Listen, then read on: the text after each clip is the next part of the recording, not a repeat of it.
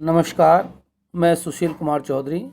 आज हम कक्षा 10 सामाजिक विज्ञान की पुस्तक लोकतांत्रिक राजनीति के प्रथम अध्याय सत्ता की साझेदारी के बारे में अध्ययन करेंगे। पिछली कक्षा में हमने आपको लोकतंत्र के बारे में बताया, लोकतंत्र क्यों और कैसे होता है और लोकतंत्र में शासन किस प्रकार से चला जाता है। लोकतंत्र में शासन की सारी शक्तियाँ सरकार के 3 प्रमुख अंग कार्यपालिका, व्यवस्थापिका और न्यायपालिका में बांट दी जाती हैं और सभी स्वतंत्र होकर अपना अपना कार्य करते हैं। यह इसलिए किया जाता है जिससे कि कोई भी एक संस्था या व्यक्ति निरंकुश ना हो जाए और जनता के हितों पर कुठाराघात न करे। इस अध्याय में हम आपको दो लोकतांत्रिक देशों के बारे में बताएंगे।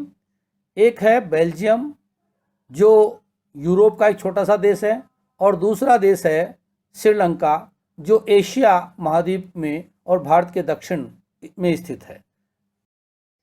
ये है अंतर्राष्ट्रीय तिथि रेखा और ये रेखा है विषुवत रेखा या भूमध्य रेखा। ये है अफ्रीका महाद्वीप और अफ्रीका महाद्वीप के ऊपर है यूरोप और एशिया। यूरोप में हम चलते हैं तो यूरोप के देश देखेंगे आप, स्पेन, फ्रांस, जर्मन, और उनके बीच में एक छोटा सा देश है बेल्जियम। इसी बेल्जियम के बारे में हम आज आपको बताएंगे। ये है बेल्जियम, जो एक बहुत छोटा सा देश है। आप देख रहे होंगे, देखिए ये बेल्जियम यहाँ पर फ्रांस, जर्मन और नीदरलैंड के बीच में स्थित है। ये एक छोटा सा देश है जो एक लोकतांत्रिक देश है। आपने चित्र देख लिया। उसके बाद ये है, देखिए भारत। भारत को तो आप सब लोग जानते ही हैं, ये भारत है। यह है हिंद महासागर से जुड़े हुए देश हैं और इसी के भारत के दक्षिण में एक छोटा सा देश है जहाँ पर लक्षद्वीप सागर लिखा हुआ है। वहाँ पर श्रीलंका है और श्रीलंका एक छोटा सा देश है जो कि द्वीपीय देश है। देखिए द्वीपीय देश हमने आपको बताया, चारों ओर से पानी से घिरा हुआ है, इसे द्वीपीय देश कहते हैं। ये श्रीलंका है और श्रीलंका भारत के बहुत निकट एक देश है। इस प्रकार से आपने दोनों देशों की स्थिति देख ली। इन दोनों ही देशों में एक ही प्रकार की समस्या थी और उस समस्या का समाधान करने के लिए इन दोनों ने अपने अपने स्तर से अलग अलग प्रकार से समाधान करने की कोशिश की। बेल्जियम और श्रीलंका, इन दोनों देशों की समस्या और समस्या के समाधान के बारे में बात करने से पहले हम इनका परिचय दे देते हैं। तो बेल्जियम, जैसा मैंने भी आपको बताया, यूरोप का एक छोटा सा देश है जिसका क्षेत्रफल हरियाणा से भी छोटा है और जिसकी सीमाएं फ्रांस, जर्मन, नीदरलैंड और आदि से लगी हुई हैं। यहाँ 1 करोड़ के आसपास आबादी है, जो हरियाणा के लगभग आधी है, और इनकी कुल आबादी में 59% हिस्सा फ्लेमिश इलाके में रहता है और डच बोलता है, और शेष 40% लोग वेलोनिया क्षेत्र में रहते हैं और फ्रेंच भाषा बोलते हैं। शेष 1% लोग जर्मन बोलते हैं। यहाँ की राजधानी है ब्रसेल्स, जिसमें 80% लोग फ्रेंच बोलते हैं और 20% लोग डच भाषा बोलते हैं। यहाँ पर संख्या की दृष्टि से अल्पसंख्यक है फ्रेंच भाषी लोग, परंतु तुलनात्मक रूप से यदि देखा जाए वह अधिक समृद्ध और ताकतवर हैं। दूसरी ओर जो डच भाषी लोग हैं वह विकास और शिक्षा के मामले में पिछड़ गए हैं और यही कारण है उनकी नाराज़गी का भी। इसलिए 1950 और 60 के दशक में फ्रेंच और डच भाषी लोगों में बहुत तनाव और टकराव की स्थिति उत्पन्न हुई। यहाँ देखिए किताब में ये आपको चित्र दिया हुआ है आपको बेल्जियम का। बेल्जियम, और इसमें सामुदायिक रूप से दिखाया गया। मैं आपको जूम करके दिखा रहा हूँ। यहाँ देखिए ये दिया हुआ आपको बेल्जियम को मैं आपको जूम करके दिखा रहा हूँ। इसमें अलग अलग रंग से बताया गया है कि कौन क्षेत्र कहाँ पर है। एक क्षेत्र है यह जो डच भाषी क्षेत्र है जिसको फ्लेमिश कहते हैं, और दूसरी ओर यह क्षेत्र है जो बेलोनिया क्षेत्र है जिसमें फ्रेंच भाषी लोग बोलते हैं, और तीसरा क्षेत्र यह है यहाँ किनारे किनारे पर, यह है जहाँ पर जर्मन लोग रहते हैं, और एक है ये यहाँ पर इनकी राजधानी ब्रुसेल्स में इस देश की राजधानी है और एक बड़ा शहर है। दूसरा देश है श्रीलंका, जो मैंने अभी आपको बताया भारत के दक्षिण में, दक्षिण तट तमिलनाडु से बिल्कुल लगा हुआ है, और उसकी आबादी लगभग 2 करोड़ है, यानी हरियाणा के बराबर। और दक्षिण एशिया में अन्य देशों की तरह श्रीलंका की आबादी भी कई जातीय समूह में बटी हुई, जैसे हमारे देश में कई जातियों में बटे हुए हैं। सबसे प्रमुख सामाजिक समूह वहाँ पर सिंहलियों का है, जिनकी आबादी कुल जनसंख्या का 74% है। कितना है? 74%। और दूसरे नंबर पर आते हैं तमिल, जिनकी कुल आबादी में जनसंख्या कितनी है? 18%। देख रहे हैं ना आप, ये 18%। और इन्हीं दोनों तमिल और सिंहली समूह में आपस में तनाव बना रहता है। श्रीलंका में 18%, तमिलों में 13%। तमिल तो वहीं के श्रीलंका के तमिल हैं, और 5% तमिल हिंदुस्तानी तमिल हैं, जो औपनिवेशिक शासनकाल में बागानों में कार्य करने के लिए वहाँ पर गए थे। मौजूदा नक्शे में यदि आप देखेंगे तो ये देखिए आप, इसके उत्तरी छोर पर श्रीलंका के और पूर्वी छोर पर यहाँ पर तमिल बसे हुए हैं, और कुछ ये तमिल हैं यहाँ पर बसे हुए जो हिंदुस्तानी तमिल हैं। इस प्रकार से बसेस पूरे श्रीलंका में यह कौन है? सिंहली भाषी लोग बसे हुए हैं। इस प्रकार से आपने इसको देखा। श्रीलंका में जितने भी सिंहली भाषी लोग हैं वो सब बौद्ध धर्म को मानते हैं, और तमिल भाषी लोग कुछ हिंदू हैं और कुछ मुसलमान हैं। श्रीलंका में ईसाई लोगों का भी लगभग 7% हिस्सा है, और इस प्रकार से दोनों लोग सिंहली और तमिल भाषा बोलते हैं। अब ज़रा सोचिए कि बेल्जियम में डच भाषी लोग अपनी संख्या के बल पर फ्रेंच भाषियों के ऊपर अगर अपनी इच्छा थोपना शुरू कर दें। दूसरी ओर श्रीलंका में सिंहली आबादी बहुत मत में है और ज़्यादा है, और वे लोग भी अपनी इच्छाएं यदि तमिलों के ऊपर थोपना शुरू करेंगे तो क्या स्थिति उत्पन्न होगी, आगे देखते हैं क्या हो। इसमें हम पहले लेते हैं श्रीलंका में। श्रीलंका में बहुसंख्यकवाद। 1948 में भारत के साथ साथ श्रीलंका भी अंग्रेज़ों की गुलामी से आज़ाद हुआ, और वहाँ पर भी लोकतंत्र प्रारंभ किया गया। लोकतंत्र में चूँकि बहुमत के लोगों की सरकार होती है, और श्रीलंका में सिंहली समुदाय के लोगों का बहुमत था, इसलिए कुछ सिंहली नेताओं ने इस बहुमत का लाभ उठाकर कुछ ऐसे संवैधानिक प्रावधान करने की कोशिश की जिससे श्रीलंका में तनाव हुआ। क्या किया? 1956 में एक कानून बनाया गया जिसके तहत तमिल को दरकिनार करके सिंहली को एकमात्र राजभाषा घोषित किया गया, और विश्वविद्यालय और सरकारी नौकरी में सिंहलियों को प्राथमिकता देने की नीति भी चलाई।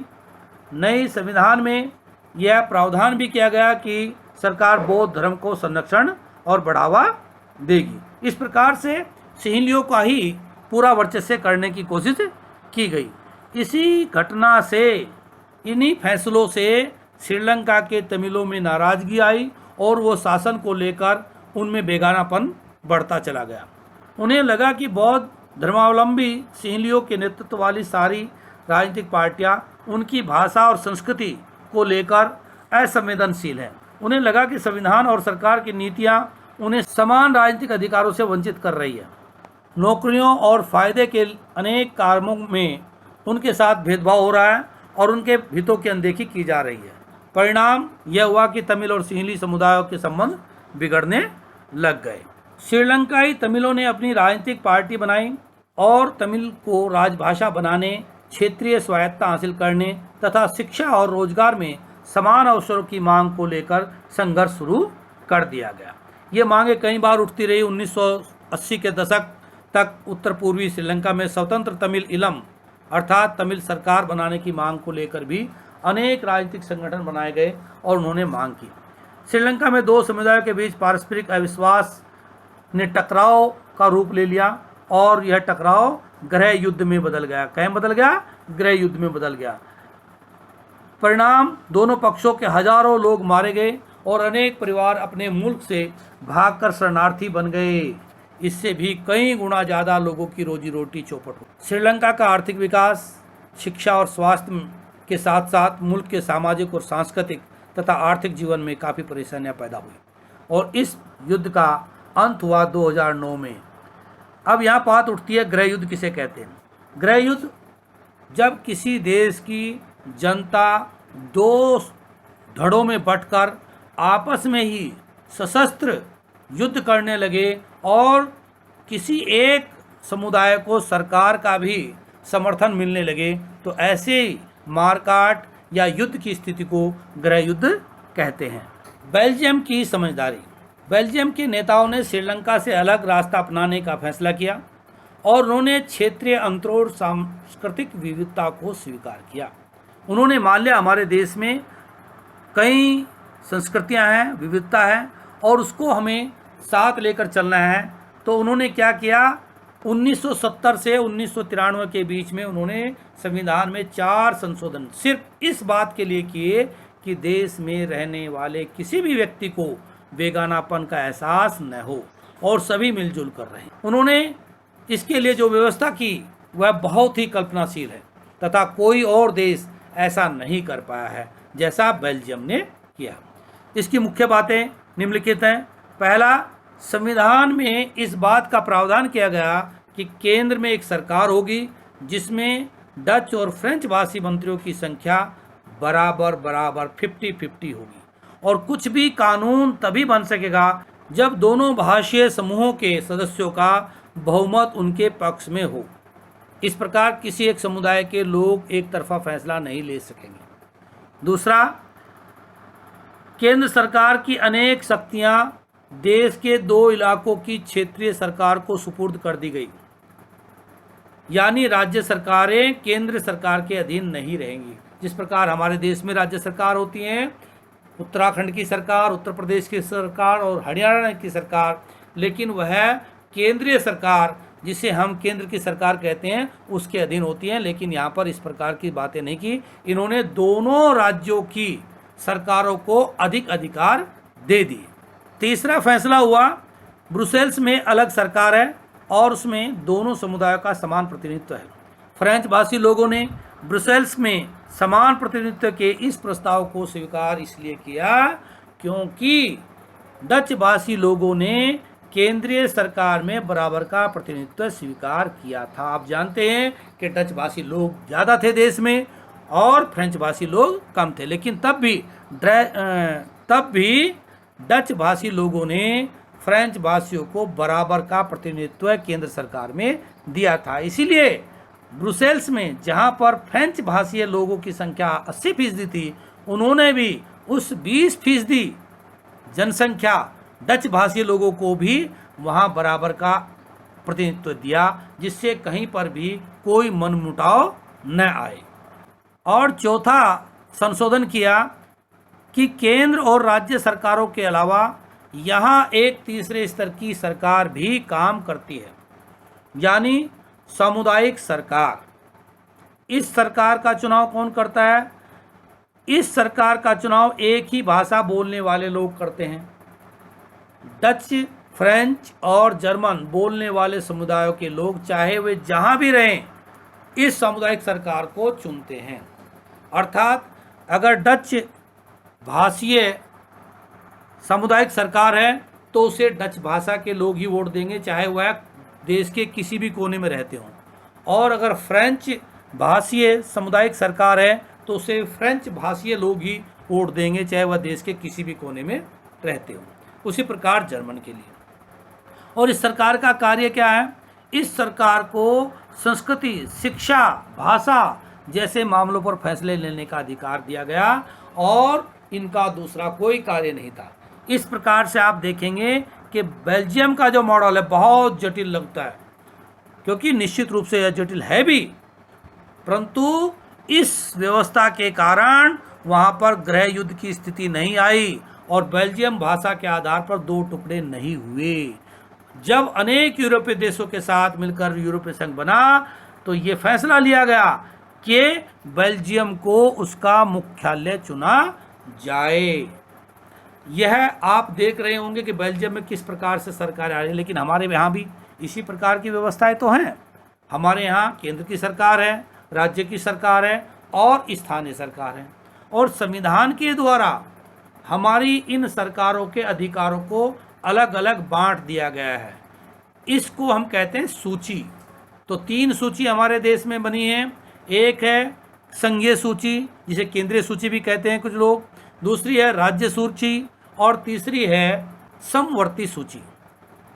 संघीय सूची या केंद्रीय सूची पर जितने भी विषय हैं उसके अंदर, उन विषयों पर कानून बनाने और फैसला लेने का अधिकार केंद्रीय सरकार को ही है। और उसी प्रकार से राज्य सूची में जितने भी विषय हैं उन सभी पर कानून बनाने का और फैसला लेने का अधिकार राज्य सरकारों को है, चाहे वह उत्तराखंड की है, यूपी की है, हरियाणा की है, पंजाब की है, वह सरकारें फैसला लेती हैं। तीसरी सूची है समवर्ती सूची, जिसमें जो विषय हैं वह इस प्रकार के रखे गए हैं जो राज्य सरकारों को और केंद्र सरकारों को भी आवश्यकता हो सकती थी। इसलिए उन विषयों में राज्य सरकार कानून बना सकती है अपने राज्य के हित के लिए, और अगर केंद्र सरकार को लगे कि केवल एक राज्य में नहीं बल्कि कई राज्यों में इसकी आवश्यकता है, तो केंद्र सरकार भी उस विषय पर कानून बना सकती है। और जब केंद्र सरकार कोई कानून बना देती है समवर्ती सूची के किसी विषय पर, तो राज्यों के द्वारा उसी विषय पर बनाए गए कानून निरस्त माने जाते हैं और केंद्र सरकार के कानून माने जाते हैं। इस प्रकार से हमारे देश में भी इतने धर्म, जाति और क्षेत्र होते हुए भी देश में सभी कुछ अच्छी तरीके से चल रहा है। सत्ता की साझेदारी क्यों जरूरी है? सबसे पहले आप समझिए सत्ता किसे कहते हैं। सरकार की संपूर्ण शक्तियों और उनके क्रियान्वयन को सत्ता कहते हैं। सत्ता के बंटवारे के पक्ष में 2 तरह के तर्क दिए गए हैं। पहला है सत्ता का बंटवारा ठीक है क्योंकि इससे विभिन्न सामाजिक समूहों के बीच टकराव का अंदेशा कम हो जाता है। चूँकि सामाजिक टकराव आगे बढ़कर अक्सर हिंसा और राजनीतिक अस्थिरता का रूप ले लेते हैं, इसलिए सत्ता में हिस्सा दे देना राजनीतिक व्यवस्था के स्थायित्व के लिए अच्छा है। और बहुसंख्यक समुदाय की इच्छा को बाकी सभी पर थोपना तत्कालीन अर्थात कुछ समय के लिए अक्सर वह बहुसंख्यकों के लिए भी बर्बादी का कारण बन जाता है। सत्ता का बंटवारा लोकतांत्रिक व्यवस्था के लिए ठीक है। इसके पक्ष में एक और बात कही जाती है कि सत्ता की साझेदारी दरअसल लोकतंत्र की आत्मा है। लोकतंत्र का मतलब ही होता है कि जो लोग इस शासन व्यवस्था के अंतर्गत हैं उनके बीच सत्ता का बंटवारा हो जाना चाहिए।